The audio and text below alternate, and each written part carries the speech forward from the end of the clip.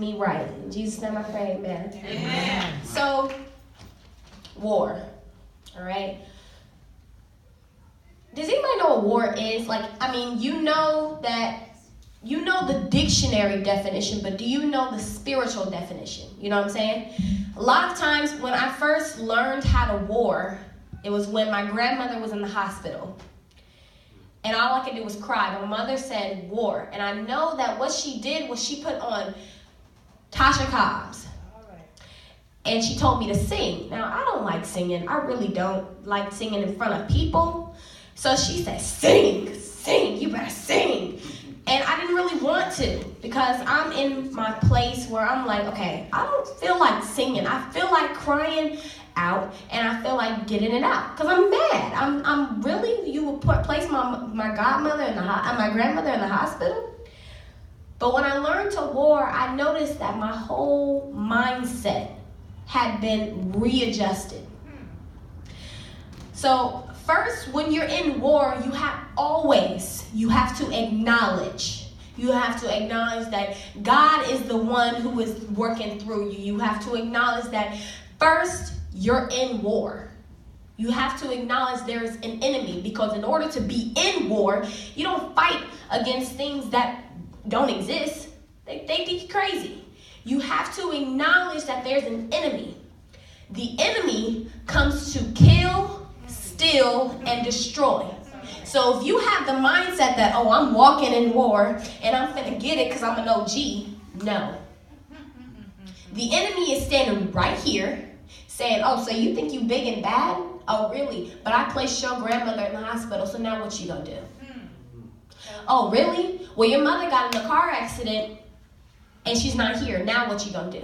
Oh, really? Now your brother's selling drugs and he said that he was gonna give you the portion of that money to help you go to college, but where is he? So when you acknowledge that there's an enemy, you know, okay, I'm fighting against something and I'm fighting against something that I have to win over. Not win just to win. You have to completely take over. Y'all following? Okay, good. So please turn if you have a Bible, please turn your Bibles to Deuteronomy 33:11. And I'm reading out the KJV Bible. My second verse will be out of the RSI version, but I want to read out the KJV because it's getting at something that is so clear. All right, so just say word when you have it. Okay, good. So, bless Lord, his substance, and accept the work of his hands.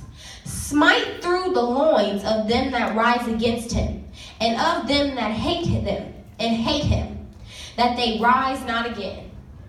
Okay, now, some people, they get a different meaning from this.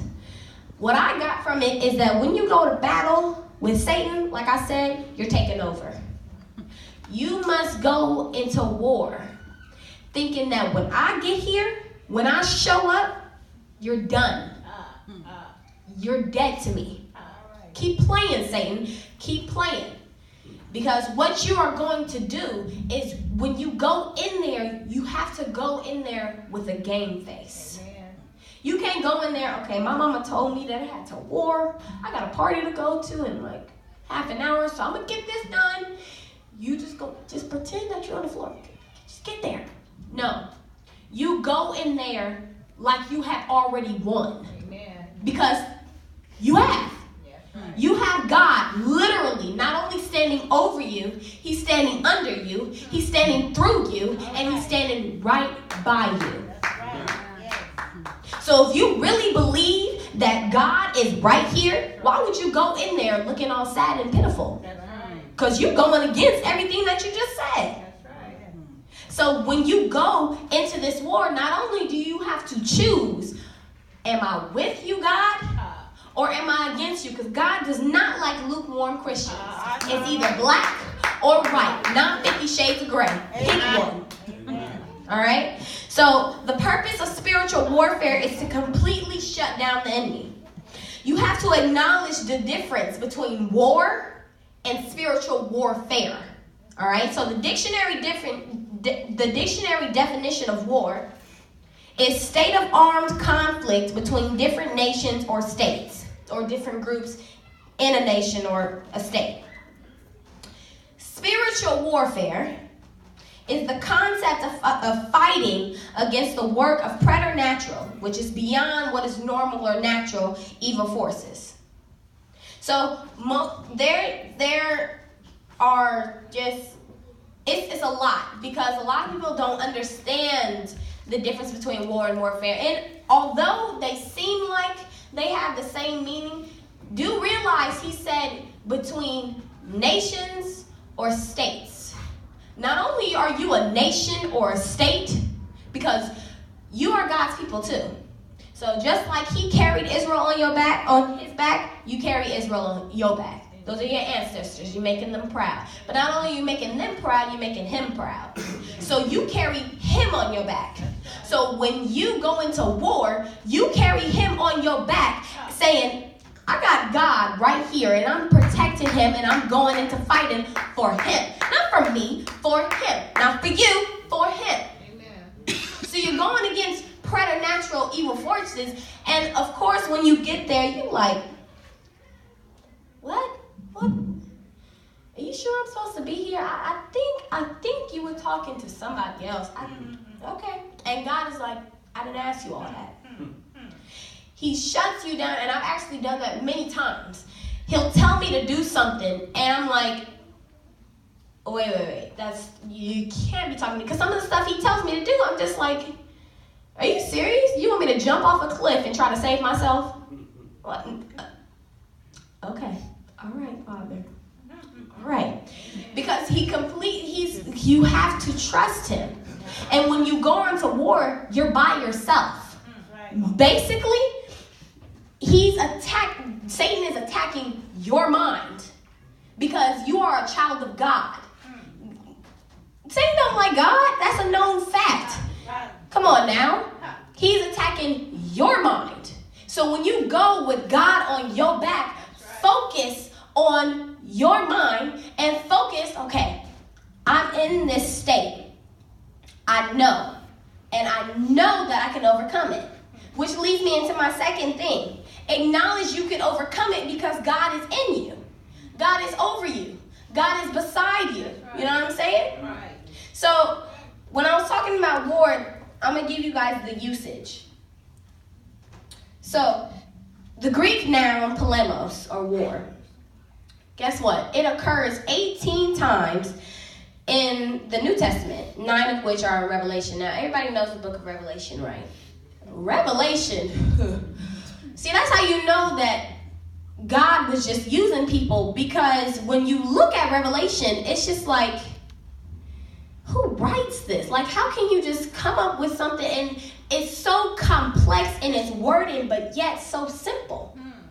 God is saying, when you go into war, trust me. I will deliver you out of all things.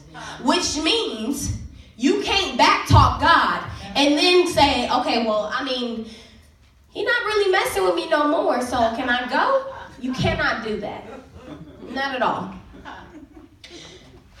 Please turn your Bibles to Romans 12:2. Now, this one I'm reading out of the RSI version, so it's going to be it's a student Bible, and I did that because it's more broken down, you know? So, Romans 12:2. Oh, thanks, guys, remember. Do not conform yourselves to the standards of this world, but let God transform you inwardly by a complete change of your mind. Then you will be able to know the will of God, what is good and is pleasing to him and is perfect. By knowing the will of God and letting him change you inwardly, as well as your mind, you go into war with Satan with strategy and a mind of triumph. That's right. When you go in there, you tell yourself, I can do it. Amen. Usually when you tell yourself that, you notice a change. Is it just me, or does that happen to you guys also? Amen. So ways in warfare, I do ways of my warfare is I can pray, I dance. I'm a dancer, so I'm mostly dancing. I will rap, all of that. But, I mean, the most common form of warfare is praying. Prayer is a common form of spiritual warfare. Warfare prayers. There's praying and then there's warfare prayers. They all serve the same purpose, But warfare prayers are prayers prayed for the purpose of waging war against an unseen spiritual enemy who is bent on making us Christians unhappy. It's going to be hard to get through, but you do it. Now, there's a bunch of different origins for war, but it comes from the word worse. When I think of the word worse, I'm thinking that, Satan is a spirit, so you can't say make it the worst time of his life. But I want you to go in there thinking that this will not be the worst thing that has ever happened to you. Because trust and believe he will attack again. Which means that when you walk in your faith, you cannot be blindsided. Multiple times, my grandfather, Pastor Brandon, multiple times they have said things about you being in the army of the Lord. Pastor Willie said that we are not foot soldiers. We are generals. When you walk into war as a general, your mindset is completely different. As a foot soldier, there's different levels of your mind. As a foot soldier, you're only thinking at just a little level. But as a general, you think of how you're going to come in, how you're going to defeat him, how you're going to celebrate, how you're going to humble yourself upon God. That's right. So when you walk into war as a general, you bet not say, I think I'm going to just try this tomorrow. I'm a little tired. I was at work all day. I was just getting it. I was getting the grind. You can't do that. Because God's going to stop you right there. All right, well then, you can see me. Don't ask for water when you are in hell, and I will see you later. You can't do that. So I want you guys to get the message. Not only when you walk in war, you have to acknowledge, but you have to strategize. When you strategize, that's when you know within yourself, I'm a general. Because foot soldiers don't strategize. They compete.